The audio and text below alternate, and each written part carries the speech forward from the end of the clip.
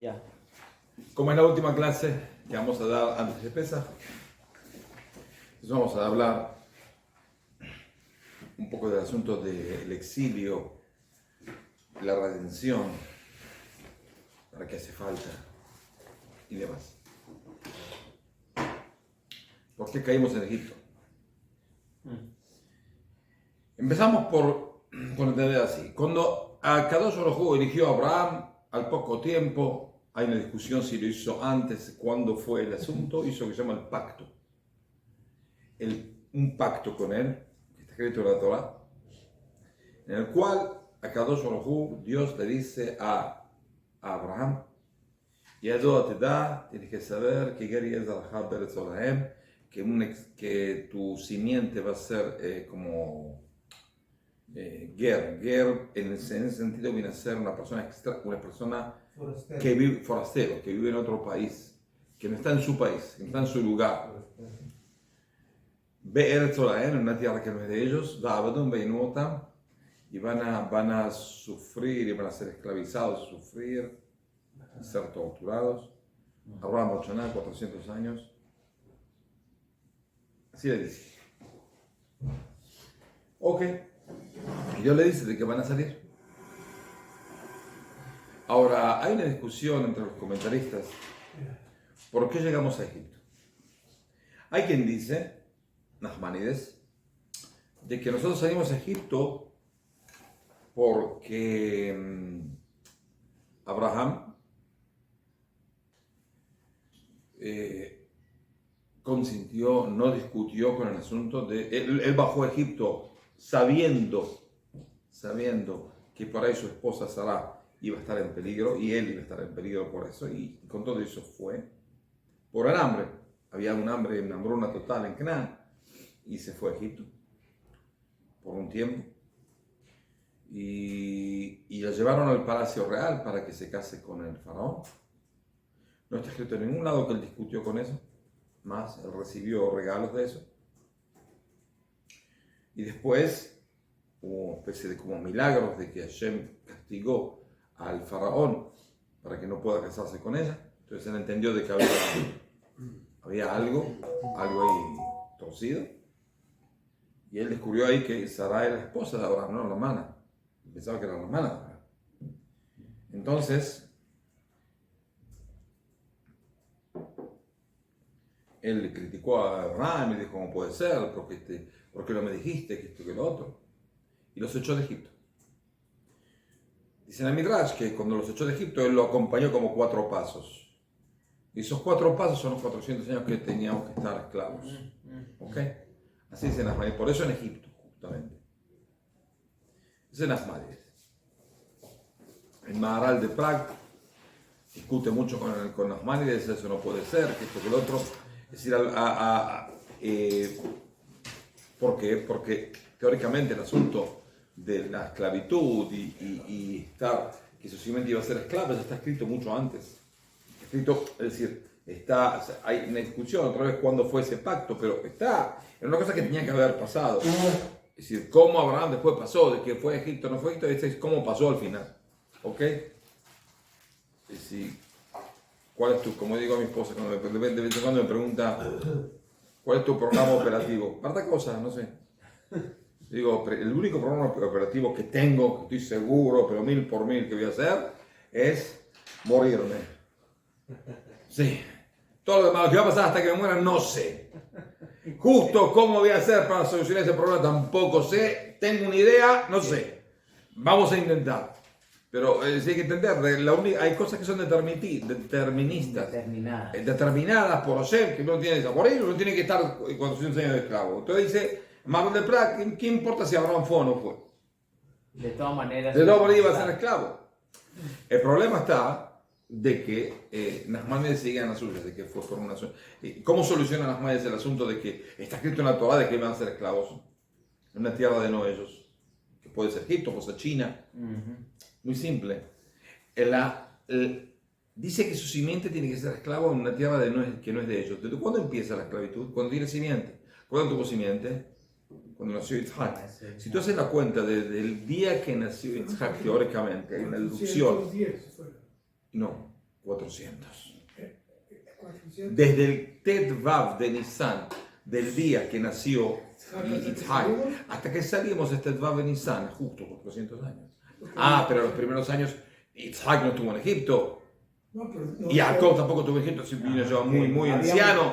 No habíamos llegado aquí. No, el asunto es el siguiente. Dice en una tierra que no es tuya va a estar tu simiente. ¿Qué significa una tierra que no es tuya? Canaán no es tuya. no estuve todavía. Está prometida, pero no es tuya. Eres Solaem. La tierra no es tuya. Todavía no es tuya. Entonces, Abraham tuvo que comprarse. no importa, pero como sea, no es tuya. Jacob De ninguna también. manera. Estás en tierra extraña. Te la estás estando en tu tierra, estás en tierra extraña, porque no es tu tierra donde naciste. ¿Ok? Ok. Esa es la explicación de él. Y escriben de Rabam, Nachmanides. Nachman. No, Maimónides. Sí, claro. ¿Qué dice Ramban? Me equivoqué. Perdón. Perdón. Un pelito nomás. Desde el nacimiento de Yitzhak pasaron 400 años Hasta la salida de Egipto. Hasta la salida de Egipto. Sí, sí. Como sea, quiero hablar de una cosa que tiene que ver con la Cábala. ¿Por qué nosotros llegamos a Egipto? ¿Por qué justo Egipto? Que no tiene nada que ver, o sí tiene que ver con el asunto de Abraham y toda la discusión que dije antes. Todo lo que dije antes es para que el shiur esté entretenido, la clase esté entretenida. No, un poco. Empecemos el domingo un poco con un poco de action. ¿Ok? Pero en la Cábala dice otra cosa. Dice en la Cábala de que en el Zohar está escrito más. Hay un versículo en la sección semanal, en la parashá de Vaishlach, que dice: estos son los 8 reyes que reinaron en Edom antes de que reinó un rey en Israel. ¿Cuál es la explicación textual de ese versículo? Es muy simple. Cuando la simiente de Yitzhak se dividió en dos, Esav y Jacob, Jacob, hijo, nietos, fueron a Egipto, y acá, y Esav no, Esav se quedó en su lugar. Y esos son los 8 reyes que reinaron en Edom antes de que reine un rey en Israel. ¿Cuál es el primer rey de Israel? Equivocación, ¿eh? José, muy bien. Perdón, de Israel. Sí, Como pueblo o como Israel pueblo. y La Judá. idea judía, no. Ah, Pueblo. pueblo. Sí. Moshe. Moshe, ahí está, muy bien. Se ve que estudian de mí o que me tienen miedo. La verdad, las dos. Las dos cosas. Tienen miedo. Pero, ¿Cómo Ra, perdóneme, pero ¿por qué siempre dicen que fue Shlomo? ¿Qué? Fue Shaul. Shaul, perdón. ¿Por qué siempre dicen que es Shaul? Porque la gente no acostumbra a estudiar ni Biblia ni Alajá. Entonces son una manga de burros todos. Todos. Donde quiera que busca uno, dice. Sí, ese problema. Muy fácil. ¿Cómo deduzco de que Moshe fue rey? Caleb, Ajá. este no sabe. ¿De dónde reduzco? Este no sabe. Ese sí sabe. Este no sabe. ¿De dónde yo deduzco? No deduzco, está escrito. De que Moshe era rey. Porque el segundo rey de Israel fue Yoshua. Yoshua. ¿Cómo sé que fue el segundo rey de Israel? Porque la gran parte de las leyes de rey que viene a decir una persona que... Pásalo, lo siento. Que no hace caso, Acá. se muere. Que no hace caso al rey en una orden, tiene pena de muerte. ¿De dónde se estudia? De Yoshua. De lo que le dicen las tribus de Gad y Reuben a Yoshua. Como se llama pija, toda persona que no cumpla tu orden, Yamut, tiene pena de muerte. Ahora, dice uno de los comentaristas, Hatam Sofer, dice, si todas las reyes de reinado los estudian de Yoshua, el versículo que viene dice, después de decir que tiene pena de muerte el que no cumple una orden del rey, Ajá. dice así, que Moshe y Eimach, como estuvimos con Moshe, vamos a estar contigo. Quiere decir que las mismas leyes que te dijimos a vos, que es el que te desobedece, tiene pena de muerte, Tenía Moshe. las tenía Moshe porque él no va a ser más grande que Moshe. Ok. Como fuimos con Moshe, abran paréntesis, que tienen pena de muerte el que no cumple, cierran paréntesis, vamos a estar contigo. Quiere decir, ¿quién es el primer rey? Moshe. Coraje es el ejemplo, se murió. Dakani se murió. Todos los que se meten con él se murieron. Más o menos. Punto. Más o menos.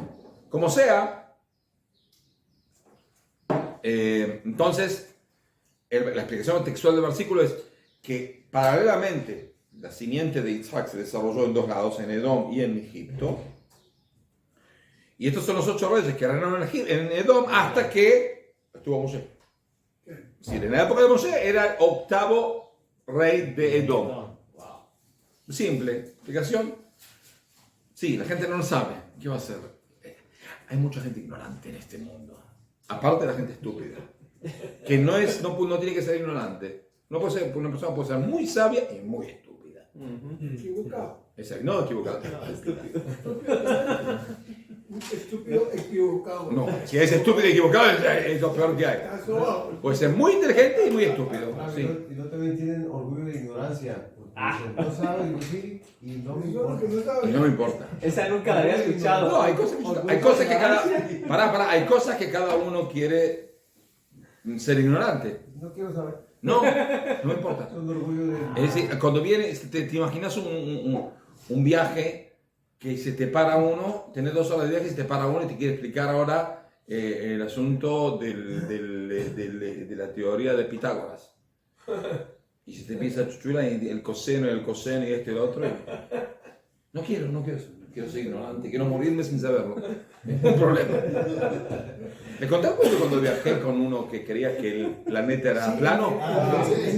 En el avión. Casi me suicido, casi abro la puerta y me tiro. La ventanilla. Ya me tiro, abro la puerta, tiro y se Por muere. horas. Tenía miedo de matar a gente porque si iba todo el avión se iba al carajo. Pero si no decía yo solo me iba. Por eso le digo la ventanilla, más fácil, usted solito. Sí, voy, me chupo solo. Como sea, esa es la explicación textual. Pero la explicación según la Kabbalah, ¿qué significa los 8 reyes, todo este asunto? Dice en la sabiduría de la Kabbalah que Dios creó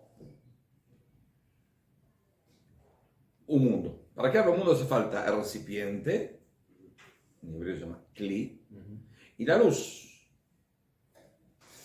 La energía. La luz, la energía, Dios tiene que penetrar en ese Kli. Chispas divinas. Entonces, ¿qué pasó? El recipiente no aguantó, se rompió. Hizo otro recipiente. Tampoco rompió. Se rompió. El 8º recipiente funcionó. El problema fue de que en esos 7 intentos anteriores que se rompieron los recipientes, Qué lindo. se desparramaron 288 chispas divinas. ¡Wow! No son chispitas de nada, nosotros son chispas divinas de presencia divina. Dice en el Zohar de que de esas 288 chispas divinas, 211 cayeron en Egipto. Wow. Un montón. Un montón. O sea que Egipto era muy. Era el recipiente más importante de la presencia divina en esa época. El pequeñísimo problema es que, pensé justamente, de que vamos a hacer una cosa, yo vivo en Egipto, no soy judío, no soy nada, soy egipcio. Si tengo tantas chispas divinas, tanta deidad en mi lugar, 211 de todas las 288, que es enorme, ¿cómo hago para no pecar? Para no pecar, para pecar. No puedo pecar. ¿Por qué? Estoy tan abrumado, tan Ajá. metido dentro de la presencia divina que está en todo lado, en cada pirámide, en cada río, en cada plantita, en todos lados. O sea, el nivel espiritual era Tiene que muy estar alto. muy alto, pero como hay libre elección, tiene que haber libre elección, quiere decir, tiene que ser una cosa paralela. Eso me lo pensé esta semana. Debe ser que en Egipto, paralelamente a las chispas divinas, que traen una presencia enorme de Dios en este mundo, en el mundo material, en Egipto, hacía falta una fuerza del mal totalmente increíble. Porque si no, el egipcio no puede pecar. La única opción de un egipcio de recibir la bondad divina es cumplir con la libre elección para bien. ¿Y cómo hace para no cumplir la libre elección para bien cuando tiene únicamente bien, únicamente bondad, únicamente presencia divina? Es imposible. ¿Va a ser un piadoso, un tipo muy elevado? No. Sí, es automáticamente. Automáticamente tiene que pasar. ¿Ok? Entonces, ¿qué pasa? Entonces, Dios para eso creó en Egipto una fuerza del mal terrible. Para que el tipo que esté egipcio, entonces, bueno, respira santidad, pero respira también ¿qué? Maldad. Maldad, impureza. Pero ¿Ok? entonces tenía que ser más grande que lo espiritual para poder dominar. No, Balance, tiene que ser balance. siempre 50%. Balance. Si no hay 50 por 50, no hay libre elección. No sirve. Es decir, Ok. hay libre elección, pero está muy, muy limitada. Si vamos a decir que una persona tiene el 70% de la posibilidad de hacer el bien, cuando llega arriba, no le dan el 70% del premio. ¿Por qué? Porque él dominó únicamente el 30%. Él tuvo un 30% de quedarse. Pero no es lo mismo. ¿Ok? No es lo mismo. ¿Entendido? ¿Se movió esto? ¿Está bien? Sí, no, está bien. Está bien. Todavía se ve bien. ¿Todavía está bien? Pues, ahora se ve mejor. Que los chips, para que exista libre albedrío tiene que haber 50-50. Más o menos. No es algo cronométrico, pero tiene que haber, la libre albedrío tiene que ser una cosa más o menos pareja. Porque si no, ¿qué libre albedrío tengo? Sí, ya no. Estoy controlado de un lado o de otro. Si la única opción es sobrevivir en una isla que naufragamos, usted y yo, y no hay un coco, como en las películas siempre hay un coco, un río, no hay nada. Si la única posibilidad de que yo sobreviva, y usted está herido y yo no, la única posibilidad de que sobreviva es que lo mate y me coma su carne. Hay que hacerlo.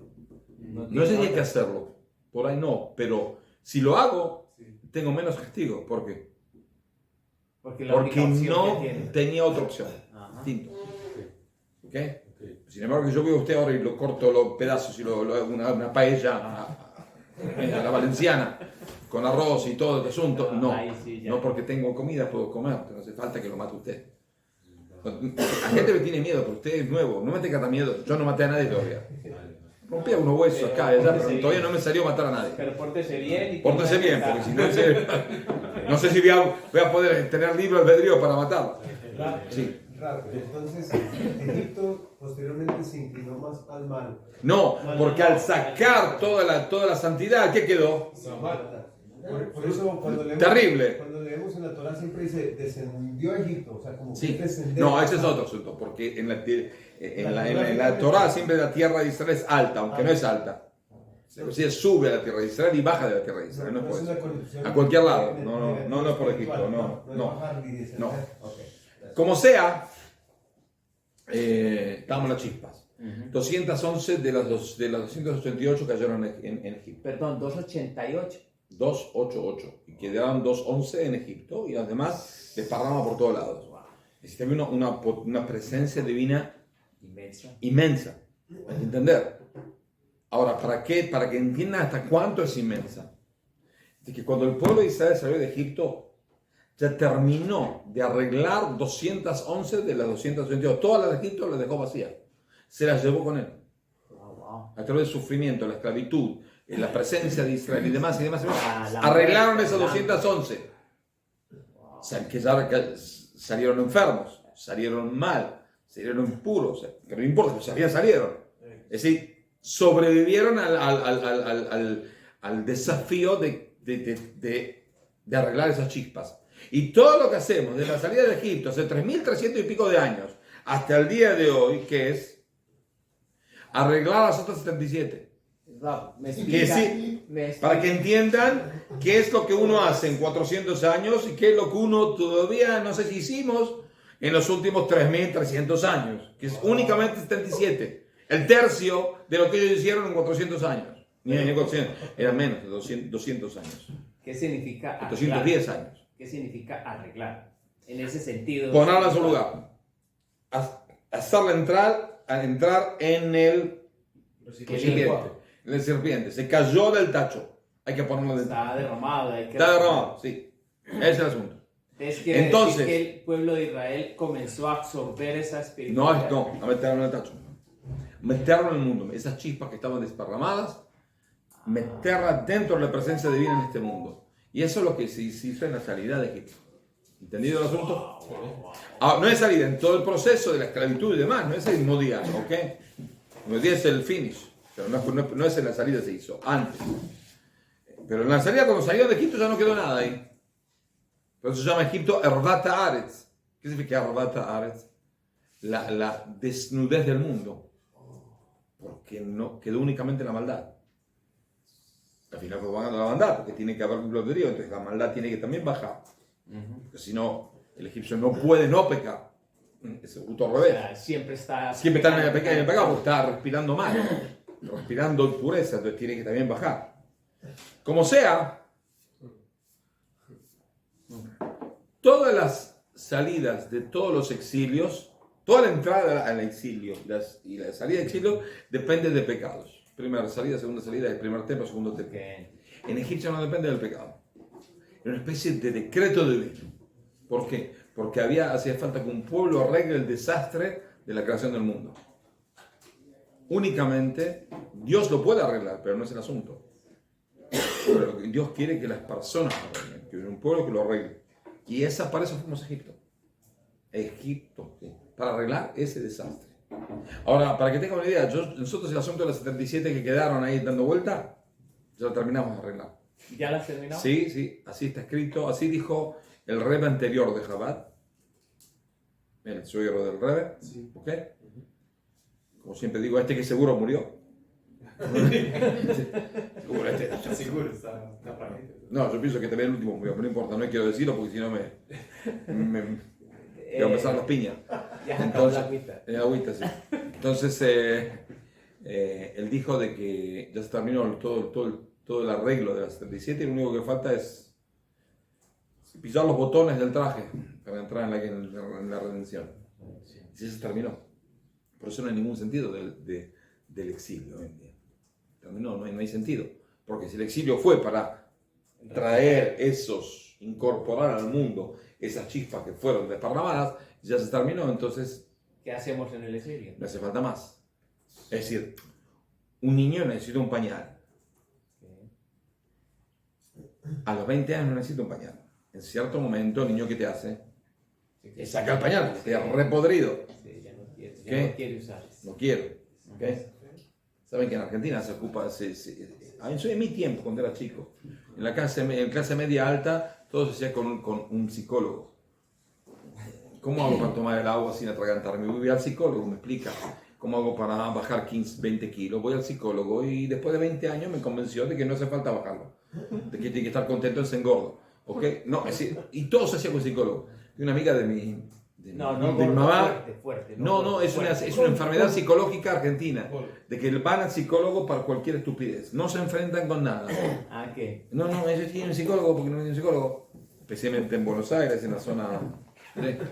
No en las provincias. En las provincias son más normales la gente. Entonces había una amiga de mi mamá que el hijo estaba pataleando y dijo: mamá, no quiero más pañal. No.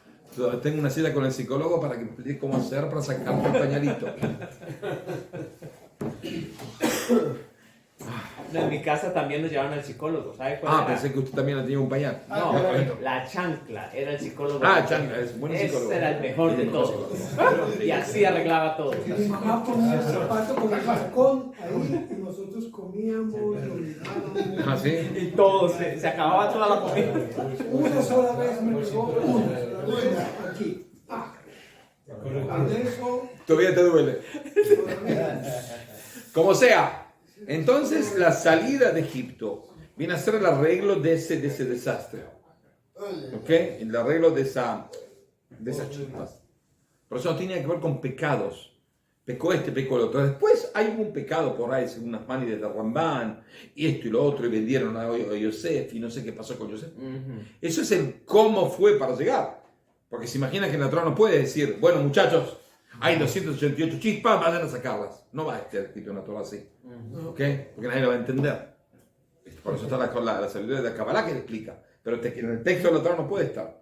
Puede estar insinuado, pero no puede estar escrito. ¿Ok? Por eso está el Por asunto. eso se llama secreto. Se llama secreto. Lo oculto.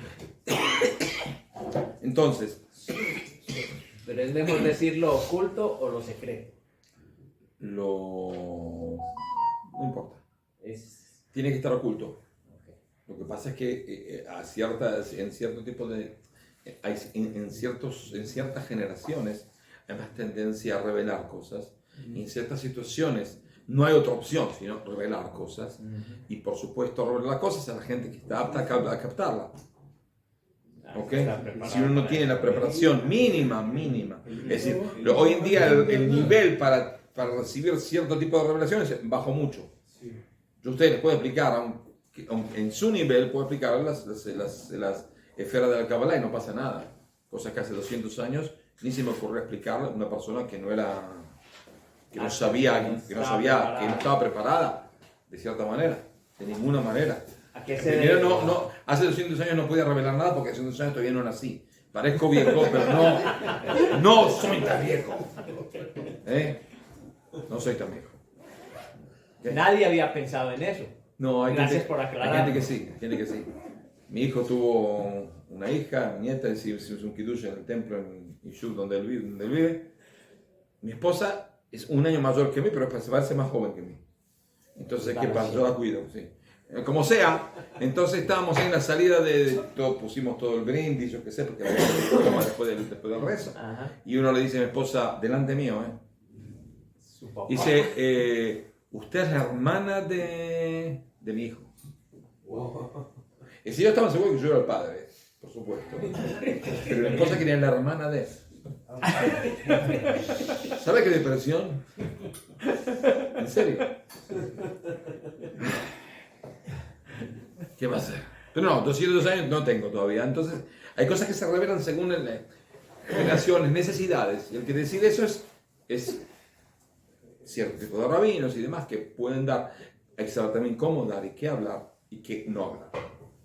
¿Okay? Que se puede, no se puede decir. Si quieren, después de Pesach, les puedo dar una clase de que por qué la equivocación de Pablo en la Kabbalah llevó a la idolatría. 100%. 100%, una equivocación cabalística. Bien. Estupidez cabalística, pero no importa. ¿Qué edad tiene usted? ¿Puedo saber? 60. 25. Justo. Boom. ¿Cuántos? 60. Parece mucho menos, bueno, así. Es porque quiere engancharse con mi hija, por eso. No se me olvidado, eso está bien. No soy ningún estúpido, ¿sabes? No. Claro que sí. Que se piensa de que yo nací ayer. Él sigue dando las cosas. Sí, hasta que le pego un tortazo y sabe cómo lo puso. Solía que Nada. repetido. Raro, y Ignacio pone colorado, raro. Sí, seguro. Nacimos ayer. No hay vergüenza, no hay vergüenza. Está hablando con el futuro suegro. Sí, tiene que tener respeto, por eso me ¿En qué salamarea. minuto está el video? No sé. Huele suegro. 27, algo así creo. Escapate, antes del 26. Escapate. No lo corte esta parte. No lo corte. No, déjalo que se humille. Como sea. Volvemos al Egipto. Entonces el asunto de la salida de Egipto es una especie de arreglo del mundo, arreglo de las cosas que no estaban bien, arreglo de las cosas que no estaban en su lugar. Es un tikkun. Tikkun, arreglar algo que no estaba en su lugar. Hay cosas que se pueden arreglar, hay cosas que no se pueden arreglar. Cuando Dios mandó al pueblo de Israel a Egipto es para que se arregle. Por supuesto, hay que entender de que hay cosas que... ¿Y por qué hacía falta un exilio? ¿Por qué no hacía falta vamos a Egipto a vivir? Quedamos ahí 2000, 3000 años, arreglamos todas las 280 y todas las 211 y salimos. ¿Por qué hace falta sin problema? ¿Por qué hace falta con sufrimiento? Con demasiado sufrimiento. ¿Por qué? Porque hay cuestiones que hay procesos que pueden ser, según la naturaleza, largos y se los puede achicar. ¿Cómo uno hace para achicarlos? Con dolorcito. Con dolor, con esfuerzo. Es decir, yo tengo que desarrollar un músculo. Quiero desarrollar un músculo. ¿Cómo se hace? Mucho ejercicio. ¿Qué hace el ejercicio? Inflar el músculo. ¿Cómo infla el músculo? ¿Pone agua, aire? ¿Cómo se hace? No, el ejercicio y la comida. Ok. ¿Cómo? Cuando yo me esfuerzo más de lo que ok, tengo, si yo hago así con el vaso 500.000 veces no va a pasar nada. No le va. Sí, pero si yo levanto una pesa que es más o menos pesada, más pesada de lo normal, De la capacidad bastante que más, tiene, además, no, tengo capacidad. Pero si yo hago un ejercicio en el cual rompo los ligamentos del músculo, No, ya no. no hace falta romperlo del todo. Empiezo a romperlo con un poco de peso. Después subo más peso, lo rompo más. Después subo peso, lo rompo más. Después, ¿qué hago? Descanso. Cuando descanso, ¿cuándo el músculo crece? Cuando descansas. Sí. ¿Por qué? Porque tiene que arreglar todos los ligamentos, que son microligamentos Repararse. Sí. rotos. ¿Cómo uno hace para arreglar un cable que se rompió? Con una cinta adhesiva. Sí. ¿Ok? Como visto. Sí, o sea, una cinta adhesiva, se arregla. Cuando yo veo el cable, con este cable, con la cinta adhesiva, es más grueso de lo que era antes. Sí. Lo rompo otra vez. Ponemos otra cinta adhesiva, más grueso. Así, micro arreglos. Eso hace que el músculo funcione. ¿Y qué decir? El esfuerzo, el trauma que recibió el músculo, es un trauma. Tuvo un trauma ese ¿cuándo tuvo un trauma? Se le pregunta y dice, ¿para qué? ¿Para qué hace falta? Pero al final yo lo decido si hace falta o no. Entonces, ¿qué pasa? Eso provoca un engrandecimiento. Es decir, si yo digo a una persona, a un niño de 12 años, usted tiene que pensar como persona grande, ya está en la adolescencia, puede empezar a pensar de manera con más responsabilidad en su vida. Y le puedo hablar a uno y le puedo hablar al otro. Lo que pasa es que el uno se le murió la madre. Traumático. La cabeza. Ahí adelanta. Es decir, lamentablemente, y a través de mucho dolor y muchas lágrimas, ese chico de 12 años va a adelantar mucho más. Es decir, si supera el trauma, no siempre supera, va a ser más adulto, más rápido que este de 12 años que sigue en los 12 años. Porque con su mamá. Es decir, nadie quiere sufrir, nadie está buscando que se muera nadie. Pero es sabido de que si uno sabe usar el trauma para engrandecerse, entonces se engrandece más. Entonces el exilio es eso. El exilio de Egipto específicamente es eso. El sufrimiento total. Eso provoca cambios en la persona que sufre y en el pueblo que lo sufre. Tiene que pensar. Entonces, si desaparece, hubo muchos pueblos que sufrieron exilios. Muchos pueblos que sufrieron exilios. Pueblos que se esforzaron y pudieron enfrentar el exilio de manera más, sufrieron, y muchos cayeron, pero el que quedó es más desarrollado que el otro pueblo. Tiene más capacidad de enfrentar futuros sufrimientos. Es decir, yo tengo más, si yo me entreno 3 veces por semana y dejo de entrenar por 6 meses, tengo más posibilidad de enfrentar un esfuerzo físico que una persona que nunca se entrena. ¿Ok? ¿Por qué? Porque el músculo se acuerda. Algo me queda. ¿Ok? El músculo tiene memoria, seguro, es sabido. Yo estuve 20 años sin levantar trabajando, pero en un gimnasio. Nunca. Entonces tuve que ir y en serio el músculo se acuerda. Nada que hacer. Más de 20 años. Entonces el asunto es que, como dijimos, el esfuerzo, pueblos que tuvieron la posibilidad y la dignidad de saltear un enfrentamiento, se hacen más fuertes. Y es por lo que desaparecen, la mayoría de los pueblos desaparecen.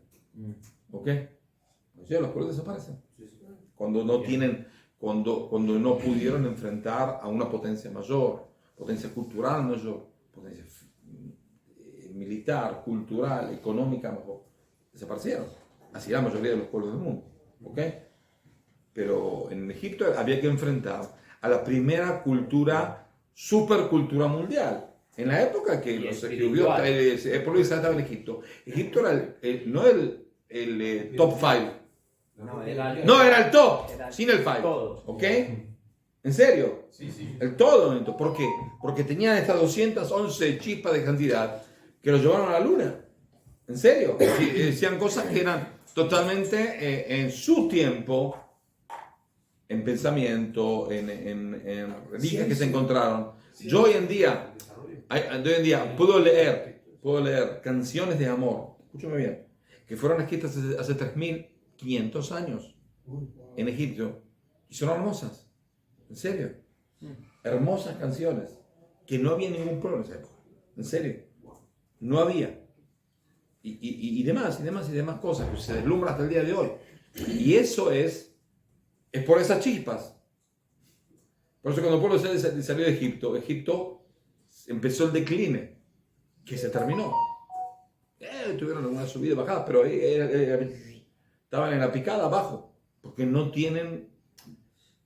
Ya no hay un soporte. No hay la santidad. No hay un soporte. No hay un soporte trascendental que sostiene ese pueblo. Y dejaron de ser pueblo. Es decir, fueron dominados por los etíopes, hubo faraones de la época de los faraones etíopes, que no eran de Egipto, eran de Etiopía. Y demás, hasta que al final vinieron los griegos, los conquistaron, después los romanos, y después vinieron los árabes, es decir, no quedan. Hoy en día los egipcios, si yo digo cuál es el egipcio que tiene que ver con los egipcios que estaban en la época del pueblo de Israel, ¿quiénes son? Nada. Los cristianos coptos. ¿Quiénes, perdón? Los coptos. Hay cristianos coptos en Egipto, más o menos unos 10 millones de personas. Esos son los que quedaron antes de la invasión árabe y antes de la invasión romana y antes de la invasión griega y antes de que Alejandro el Magno conquistó Alexandria. Quedaron, pero son cristianos, no son egipcios, es decir, no son egipcios por ahí de raza, pero no de cultura. No tiene nada que ver con la cultura egipcia, son cristianos. O sea, cambiaron hasta su religión. Seguro que me vamos a ver. Hay que colocar Sí. cristianos. ¿Cómo se perdió esa memoria? ¿Qué memoria? La que el ejemplo que daba del ejercicio después de 20 años. Egipto, ¿cómo perdió esa memoria y otras? Porque no pudo, primero no tenía casi posibilidades de poder asumir su rol, su nivel, la supremacía en los demás. Quedó sin nada. Es decir, quedó vacío como dice en la Gemara, como Metzulá Shem Badaim, como una especie de red que está en el mar, pero se escaparon todos los pecados. Está rota, entonces se escapan todos. Entonces, ese es el asunto. Hubo épocas en las cuales un poco sobresaltó, pero después desapareció. Es decir, cuando Alejandro el Magno conquistó Alexandria, no había Egipto como país, como potencia. Era una especie de mezcla rara, cosa rara. Hubo épocas en las cuales tenía un poco de fuerza, pero no gran cosa. Salieron de Egipto. La influencia de ellos a toda la zona de Canaán, Líbano y Siria se desplomó en esos años. Entonces, después quedaron ahí en su lugar. Vivían bien, no les faltaba nada, pero no, dejaron de ser algo que ilumina a los pueblos, ilumina la cultura mundial, ilumina algo. Es decir, quedaron sin... O sea, se veía muy bonito, pero no, poco, ni bonito. Se deterioró físicamente. Si sacamos... ¿No ves que la cosa quedó sin nariz? Sacamos Ahí todo de allá, ya no quedó nada. Es decir, en serio, no se quedó. Sí, no tienen... No va a quedar nunca. Es como decir la gloria de Pers, de Grecia. ¿Qué quedó? Los griegos de ahora tienen algo que ver con los griegos de antes. No, Nada que ver, ni entienden. El idioma griego se cambió. Es decir, si yo le digo a un griego, ahora léeme un libro del Platón, a ver, léemelo, explícamelo, ¿no? Ni lo entiende. En griego no lo entiende. En serio. Nada que ver en serio. ¿Ok? Sí. Una pregunta. Las chispas, ¿por qué cayó en Egipto? ¿No Sí. existía el pueblo? Sí, no existía porque antes de la creación del mundo no existía nada, ni Egipto existía. Pero Dios decidió que fueron para ahí. En ese pedazo de tierra. En ese pedazo de tierra, en el pueblo que ¿cómo se dice? Que se desarrolló ahí. ¿Ok? Que después se llamó Egipto. Sí, después. ¿Entendido? Claro, entonces por eso cuando el pueblo de Israel sale de Egipto, sale con ese nivel espiritual tan alto para poder recibir la Torá. O sea, no, el nivel espiritual era bajísimo. No le cuentes a nadie. Está escrito en otros sabios. Pero es por el enfrentamiento con todo ese terrible mal que había ahí. Ellos quedaron O heridos. sea, también salieron Heridos. espiritualmente vacíos. No, vacíos no, pero muy heridos. Ok. Muy bajo nivel espiritual. Dice, entonces que estaban hay 50 niveles de santidad, 50 niveles de impureza. Estaban en el 49 para abajo. No, sí, pero estando en Egipto. Un segundo más y ya está, desaparecía. No existe más el pueblo de Israel. Ya está. Pero cuando salimos ya fuera de Egipto. Empezamos a subir. Ah, ok.